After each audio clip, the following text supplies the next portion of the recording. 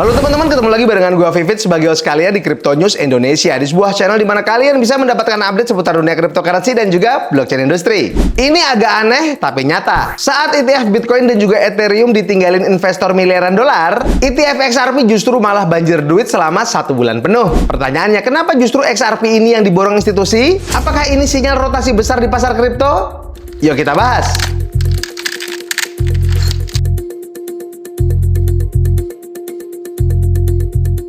Jadi gini nih guys, sejak ETF XRP Spot resmi rilis di Amerika Serikat tanggal 13 November, produk ini tidak pernah sekalipun mengalami arus keluar.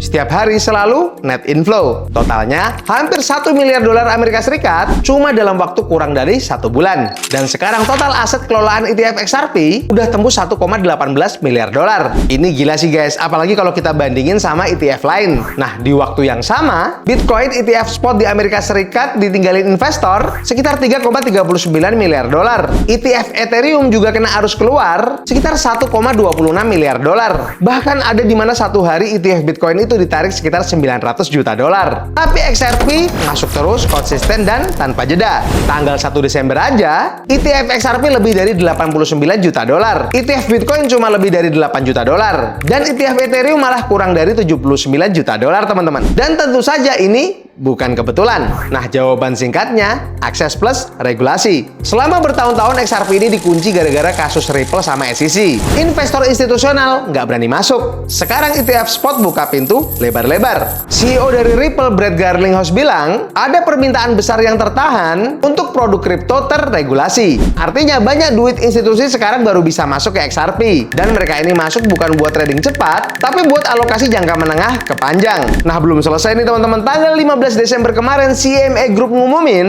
future XRP Spot quoted resmi diluncurin. Ini penting karena CME itu mainannya institusi besar. Kalau future plus ETF sudah lengkap, biasanya satu hal terjadi, exposure institusional makin besar.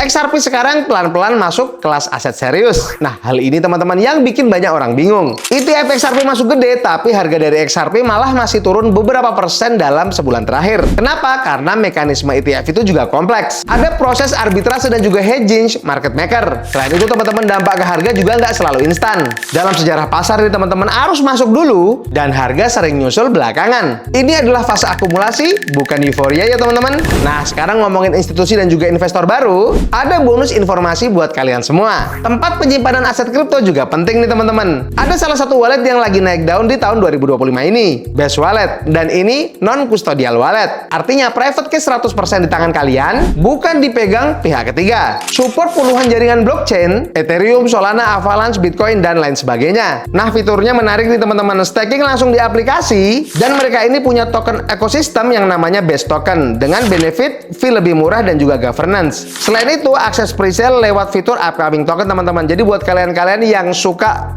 jadi early investor terhadap koin-koin baru atau token-token baru, mereka ini punya fitur yang bisa membuat kita mendapatkan akses lebih awal. Nah, selain itu teman-teman, mereka ini bahkan punya yang namanya Base Card, bisa bayar kayak kartu debat. Tapi tetap ya teman-teman, kalian wajib untuk lakukan riset mandiri. Ini hanya sebagai informasi dan juga referensi buat kalian semua. Nah, jadi gimana nih guys menurut kalian tentang berita dari ETF XRP ini? Coba tulis pendapat kalian di kolom komentar. Tapi jangan lupa teman-teman untuk selalu manage keuangan kalian dengan baik, karena kendali keuangan tetap ada di tangan kalian. Jangan lupa juga untuk selalu lakukan DIOR atau do your own research, karena kalian wajib untuk meresearch, meneliti, dan menganalisa setiap proyek-proyek kripto ataupun aset-aset kripto yang bakal kalian beli, kalian ikuti, atau mungkin juga kalian investasikan. Kalau kalian suka dengan video kali ini, kalian boleh like, komen, dan juga subscribe. Jangan lupa untuk share ke teman-teman kalian. Sampai jumpa di video-video selanjutnya. Dadah!